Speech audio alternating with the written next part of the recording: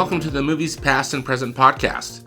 It's April 18th, 2019, and this is episode 18. I'm your host, Stanford Clark, and I'm podcasting from the crossroads of the West in beautiful Salt Lake City, Utah. Just like my blog, moviespastandpresent.com, I'll be providing recommendations, commentary, and reviews about current and classic cinema. Thanks for tuning in, and let's get started.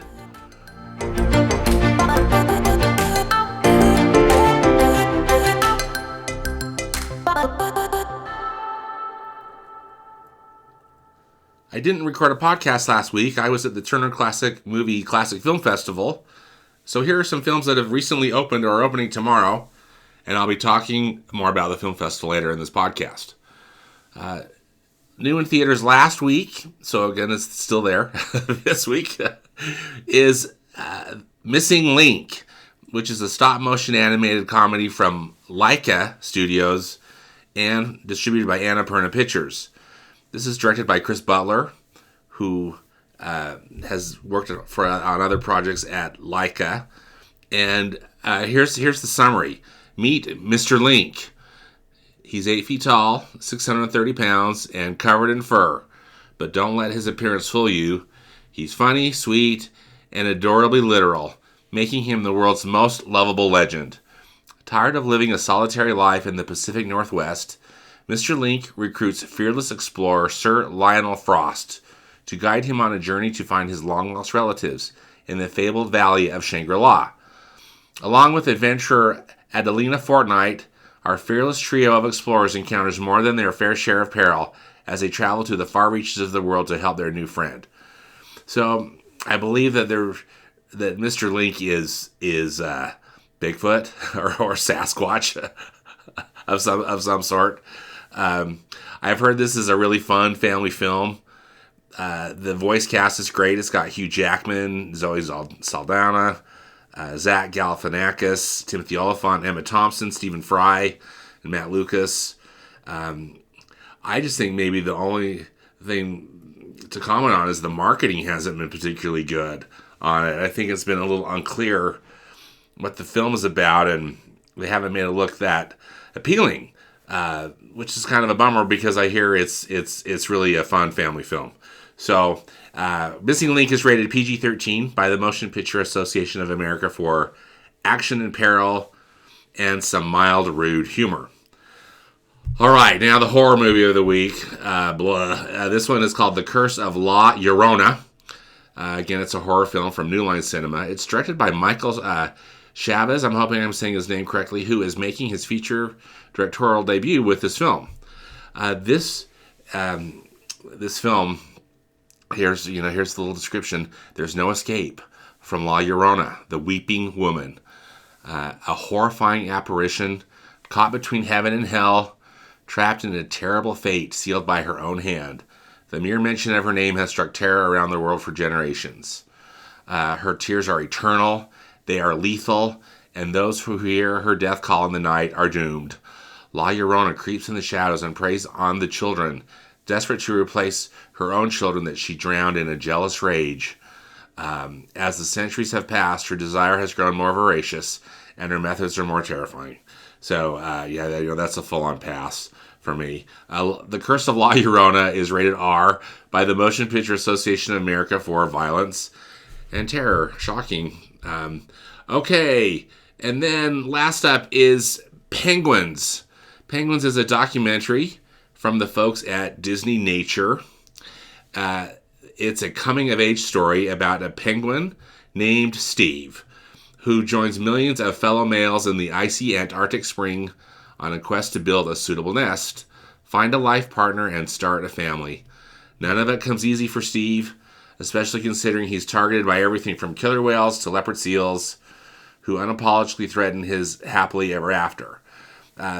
These Disneynature documentaries, I think, have all been pretty solid. This is from the same filmmaking team behind Disneynature's Bears and Chimpanzee. And they often open, these Disneynature films around Earth Day, which is April 22nd. This one opened a little earlier. I'm hoping to see this film while it's still playing in IMAX. And it's narrated by actor Ed Helms, The Office fame, and it looks like it could be a fun thing. And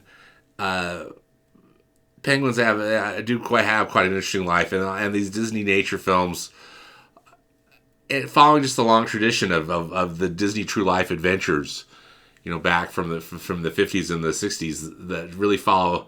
They added some kind of a narrative to make it more interesting and appealing for a family audience. So Penguins is rated G by the Motion Picture Association of America, and again, playing in IMAX at least for a few days before it gets kicked out, most likely by Avengers Endgame, which is opening up next week. We'll be talking about that in next week's podcast.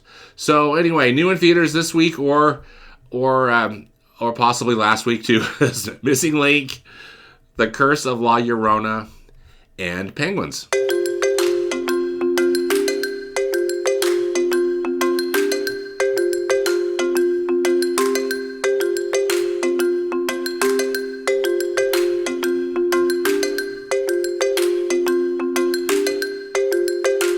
Well, as I mentioned, I was at the 2019 Turner Classic Film Festival in Los Angeles last weekend, and I just wanted to talk a little bit about the experience for those of you who might not have had a chance to go to this film festival, and then talk a little bit about the films. I've also put a blog entry up about my experience at the films or at the film festival, and you can read about some of the movies that I saw if you're interested.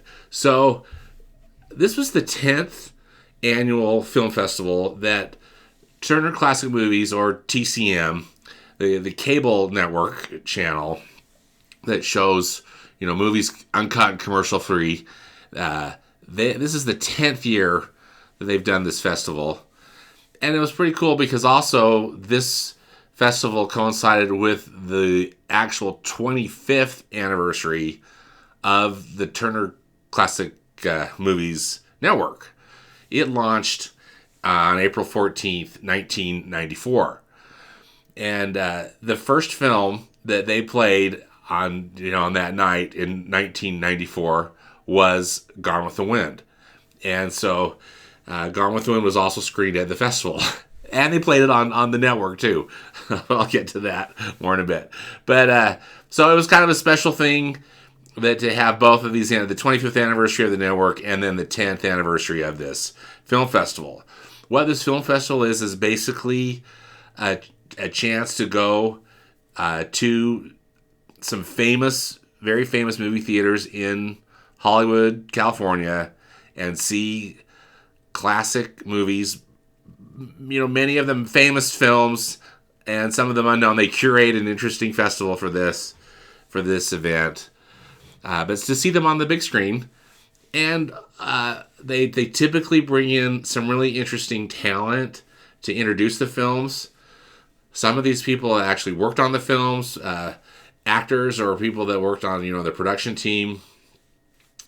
If no one's alive, which is often the case because some of these films that they screen are definitely older, they bring in different film historians or writers, or even hosts from the Turner Classic Movies Network, and so it's always interesting. So you always get some kind of cool introduction, and again possibly some kind of a celebrity sighting or two. And then you get to see these movies on the big screen in some really great venues. So the venues that they typically use at the Turner Classic Movies, the main one is the Classic Chinese Theater there in right there on Hollywood Boulevard. The Chinese Theater, it was originally Grauman's Chinese Theater, named after Sid Grauman, who was the owner, the theater owner. For many years, it was Mann's Chinese Theater, MANN. Mann was the theater chain, back in the day. Now it's owned by, which is kind of ironic, a Chinese company called TCL. And you might have seen TCL's name. I know I've seen it on some lovely plasma TVs some 4K TVs at Costco. But anyway, TCL owns the Chinese theater. Next door to the Chinese theater is the big Hollywood and Highland complex. It's a big mall that's built around now it used to be the Kodak Theater originally. Now they call it the Dolby Theater, but it's where they host the Academy Awards show every year. So you've probably seen that on TV. They don't use that Dolby Theater as one of the venues of this film festival, but also in this mall is a multiplex with six smaller theaters, and Turner Classic Movies usually use 2 or 3 of them. This year they used 2. So those are pretty close. They're just right next door to each other. The giant Chinese theater. I don't know how many seats that theater holds, but it's a lot. I don't know if it's like 900 or something. I mean, it's a really big theater, and it's an IMAX. It's a certified IMAX theater too. So just a giant screen, and it's movie heaven seeing a movie in there. And then this multiplex, which is next door, they also screen movies at the Egyptian Theater, which is about 2 blocks away from the Chinese Theater. Grauman's also used to own or run the Egyptian Theater. It's been somewhat. I think that it's clearly not nearly as opulent now as the Chinese Theater. It's been restored. I think it must definitely. I don't know all the history of it. It must have fallen into somewhat disrepair, and they've restored it, but not like a full on restoration. It's usable. It's usable, but a lot of the decor has since been removed, or probably just been broken or fallen off or whatever. But it's got kind of a modern feel to it inside the interior, but it's a cool venue, and it's got a neat kind of courtyard at the entrance, and that's kind of designed around like an Egyptian temple, and it's a fun experience. As you might have read, well, currently the Egyptian Theater is run by a group called the American Cinematique, and they do kind of classic film revivals and other things associated around film history. But Netflix has been rumored about buying the Egyptian Theater. I hope they do, and frankly, I hope they pony up some money and really restore it or bring it back to what it was. That's, again, my dream, because I love these big movie houses. Anyway, also one final venue that they used this year at the Turner Classic Movies, which was a new one, and it's a bit of a walk. Again, I didn't clock the distance, but they say to take plan about 20 minutes to walk there, and it was I think I got there maybe in 15, but or less. But it's the American Legion built this. It's post 43, so it's the post that's there, serving there in Southern California. But they built this theater in the early. I think it was maybe 1919, if I remember correctly. But they've recently restored this theater, and it's wonderful. They've got, again, great sound and great projection, lovely seats, and I think everybody that made the hike to it was really impressed, and I hope that that's something that they'll add to it. So anyway, they've got films in all these venues, meaning that you've got to choose which one you're going to go to, because they've got a film happening pretty much in all of these theaters at the same time. So what about usually around a month before the festival? The festival is typically in April every year. They'll send out a full schedule. They kind of slowly release which films are going to be coming to the festival. But about 3 months to 3 weeks before, they send out a full-on schedule, and that's where the first world problems begin, because you need to make a decision of how or what films you're going to see, because you've got all these different options. And then the other thing is too, you've got to plan what your priorities are, because typically you need to be in line about an hour before the film starts.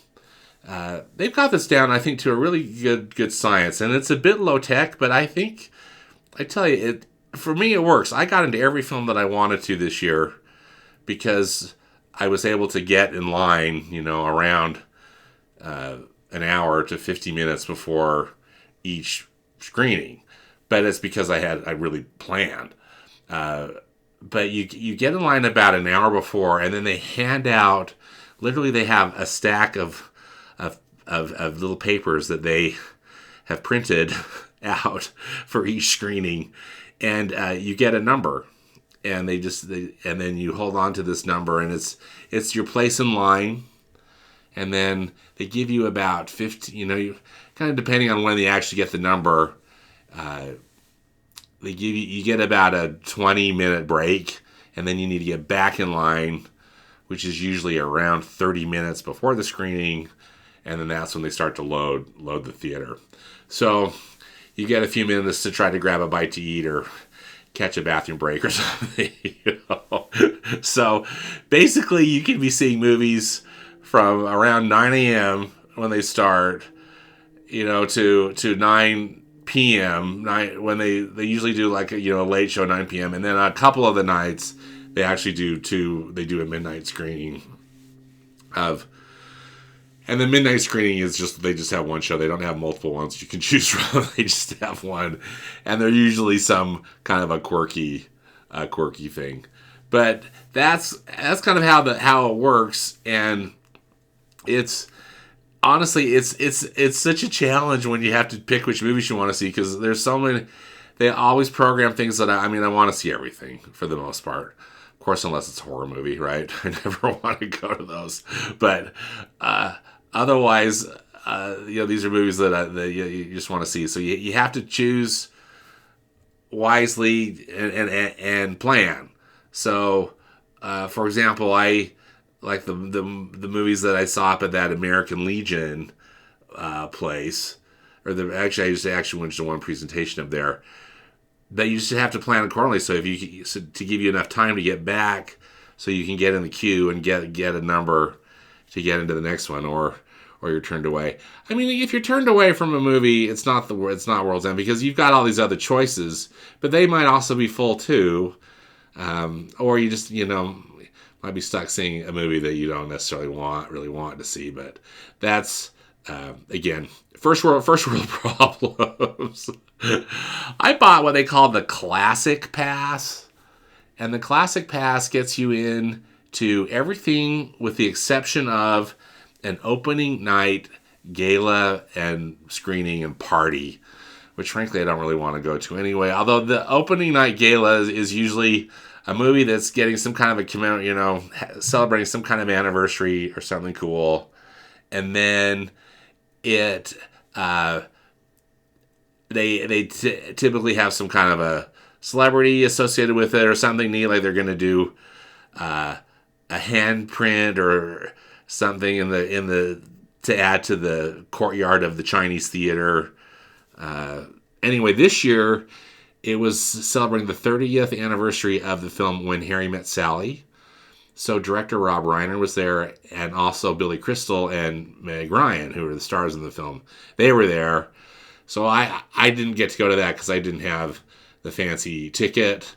So TCM's usually good about showing some of that stuff on the network or putting it out on their website or social media. So I figured I'm just going to have to live vicariously through that. And When Harry Met Sally is also going to be shown as part of their TCM's big screen classic series later in the year. So I figure I'll get to see that on the big screen again. Anyway, again, just weighing things out and deciding it wasn't going to be worth the extra money to have that kind of pass. But the other passes, classic passes, were great, and I've loved it. They have some other passes. One of them is called the Palace Pass, which I think just lets you see movies that are in the big Chinese theater and in the Egyptian if I'm not mistaken. It might be only just in the Chinese theater. It's not a pass that I've purchased. But I know that's a little more cost-effective option, but then again, it shuts you out from a lot of these other screenings. So, anyway, what's fun too is for the most part, there were occasionally some snafus, but these are people that really are courteous moviegoers, and so they shut off their phones. Again, for the most part, there was a screening or two where I was in where people were using their phones, which, again, super annoying and rude. I know sometimes it's a necessity, but it's like, take it outside, people. But anyway, you can almost hear a pin drop during these screenings. People were just respectful and great. But then it's fun because they'll applaud or cheer at certain points in the film. And they're just appreciative, as an appreciative crowd that knows their stuff. So that part is also super fun. And then TCM does a nice job of getting really either, it depends on the film. A lot of the films were, just digital prints of the film. But there were some, like The Sound of Music was screened in 70 millimeter. I didn't go to that screening. Sadly, again, it was one of those hard choices you have to make. But then they also screen stuff in 35 millimeter, and some of these prints, they're from the Library of Congress or from the UCLA Motion Picture Library that they've got, where they do a lot of preservation. And then they also show some films in 35 millimeter nitrate, which is really kind of a special thing. The Egyptian theater is equipped to do nitrate screenings, and the nitrate is that very volatile film stock, and they have to be very careful with it, as well as have basically a certified production or projection booth that's not going to catch the theater on fire if there's a problem with the nitrate print. Anyway. So that's really cool too. So again, it's just something that's unusual as part of the experience, particularly for film nerds like myself. So just some favorites. The festival usually has a few different. They have an overarching theme. The theme at the festival this year was love at the movies. So they showed a few movies. With the love or a romance theme in its different varieties. They also did a tribute to the 20th Century Fox studio with the acquisition of 20th Century Fox by the Walt Disney Company.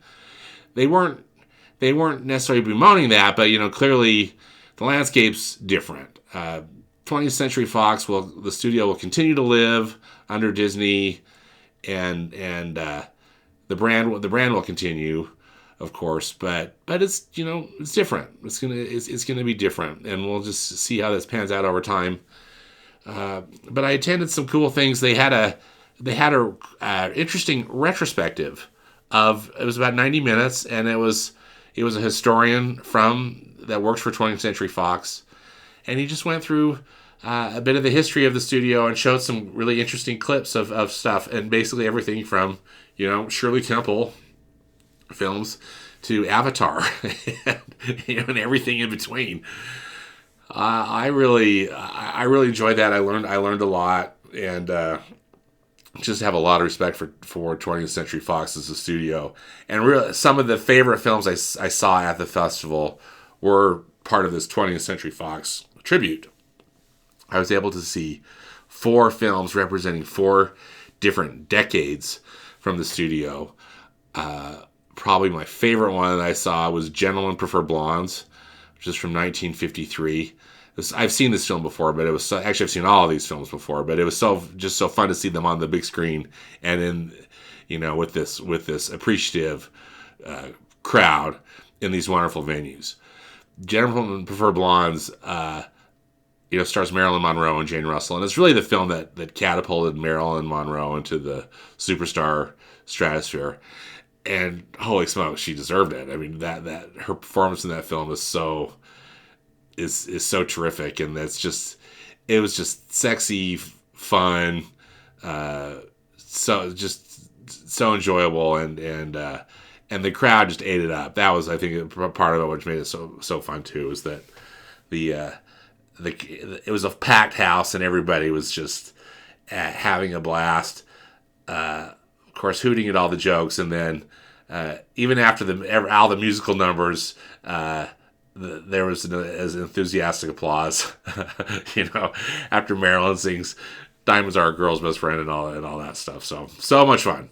Then from the '60s, I saw a screening of Butch Cassidy and the Sundance Kid, and they brought in Burt Bacharach to introduce the film, and it was so cool. I think everybody was starstruck. Even the host Eddie Mueller, who hosts the Noir Alley show on TCM on weekends. He was talking to Burt, and he himself even admitted, he was pretty starstruck by this too. But that was neat. And again, I that's one of my favorite movies, and to see it on the big screen. And then Burt Bacharach came in and watched the movie too. They I saw him. They brought him up, and he sat in the house and watched the film. So that was pretty cool. Then from the '70s, they screened the 1977 Star Wars. So also known as Star Wars Episode 4, A New Hope. But seeing Star Wars in the Chinese theater where it made its debut in 1977 was really something that I never thought I'd get to do. So I was a happy kid. They showed the special edition, that 1997 version where George Lucas and Lucasfilm added some scenes and made some modifications, which for diehard fans maybe it's not their favorite, but I was still just so happy to see it. It was great. And then from the '80s, this is from 1988. They showed the comedy Working Girl, directed by Mike Nichols and starring Melanie Griffith and Harrison Ford and Sigourney Weaver. And again, classic romantic comedy from the '80s, and it's a good film. It's still a timely film, and I really enjoyed seeing it on the big screen. And again, in context with just these great films from 20th Century Fox. They showed some other films from 20th Century Fox too. There was a Shirley Temple film, and some other ones that they were screening that I couldn't attend.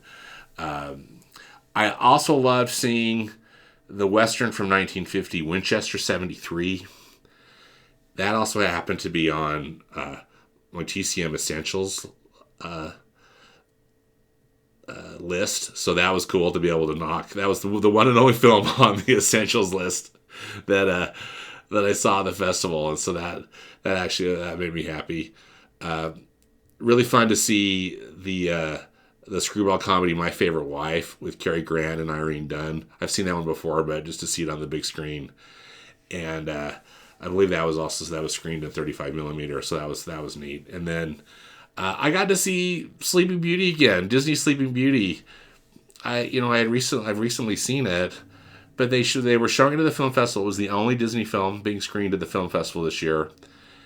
It's because it's celebrating its 60th anniversary, and they also had two animators that worked on the film, Floyd Norman and Jane Bear, who are still living, and they were there to talk about the production of this film, and holy smokes, what a treat. They had some neat photographs of them to working at the studio there in the 1950s, and so I just was happy and grateful. I've got a couple of beefs about the experience, which I'll just vent to you, and then also TCM is really good. They send out surveys, so I'll let them know, and I can't be alone in this. But in that Chinese multiplex, which is right next door to the Chinese theater, They have got the world's worst seats. Oh my goodness, I tell you, those theater seats that they've got in there, they are in such dire need of replacement. They were so uncomfortable. I was just squirming in these screenings, and I think I heard some other people grumble about it too. But oh wow, I mean, it was so bad. Again, it's not TCM's problem per se, but I hope that somebody can pony up some money to update those, because boy, they were torturing the film goers. Speaking of torture too, I gotta tell you, I just have a real hate relationship. Hate's a strong word. But with Hollywood Boulevard, that place is such a challenge to deal with for me. I never feel safe there. It's just full of all sorts of stuff. I mean, it kind of feels to me like it's the Times Square of the West. And you just have to be careful, and it's fine. I've never had a problem, but just be careful with my wallet and my bag. And it's the sea of humanity. There's a lot of tourists there, which makes sense because they're coming to see the Hollywood Walk of Fame, all the stars on the sidewalk, and then the Chinese Theater is so cool with that courtyard with all of the hand and footprints in the cement, and there's just a lot of that stuff. Of course, is fun, but then it's teeming with all these hawkers and all these street performers that have got this music. They got the music cranked up to 11, and not wanting to sound like an angry old man, but just every time I'd have to go out there, you just gird up your loins and just try to get it done. Particularly when you'd have to walk from the Chinese Theater to the Egyptian. Also, a lot of this, they've got some stuff with the festival over. It's kitty corner from the Chinese Theater at the Hollywood Roosevelt Hotel, which is a classic hotel that's still in operation there in Hollywood, and it's really kind of the headquarters of the film festival. They've got an information desk there. They've got an area they refer to it as Club TCM, but it's a ballroom there where they do some presentations, and there's autograph. You can get books. There are book signings and different things that go on. Some autograph sessions and different things go on. But even having to walk over there too is just like, ugh. Please don't make me go out there along Hollywood Boulevard. It's really the worst. My final gripe, and I think some of it's just me, and I'm wanting to be able to do better, but because you only get like these 20-minute breaks in between screenings, if you're wanting to go to movies all day, there's very little time to grab any food. So I try to augment it. I mean, some of this is just kind of film festival survival 101, but I always just try to have a bottle of water with me, and then I packed some almonds and some granola bars and trail mix and other things that I can kind of munch on, and that also would just be easy to transport in my little bag that I schlep around at the festival. But even just trying to grab a bite to eat, I mean, it's such a hassle. And everything I had that I tried was either really mediocre or really expensive or both. And so I got to talk to some more of these pros or people that are either locals or something to guide me on what are some better options. I was able to talk to a lot of people in line, and there's so many nice people at this festival. I really enjoyed,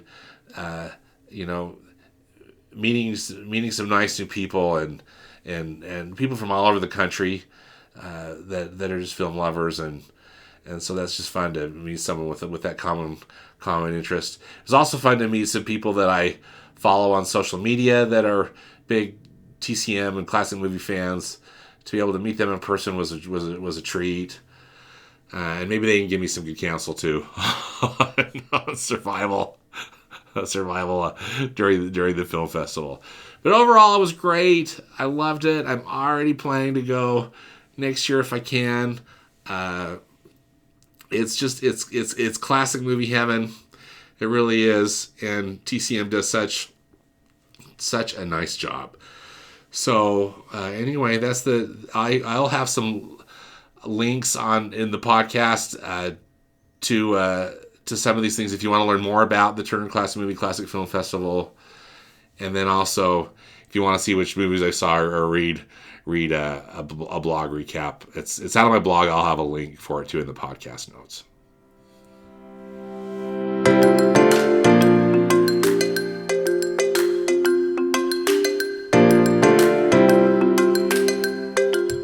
All right, well, that does it for this week's podcast. Thank you so much for listening.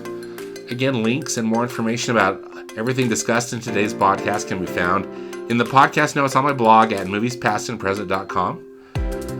As always, I hope you'll enjoy some good movies this week, whether they be from the past or present. Thanks again, and see you next time.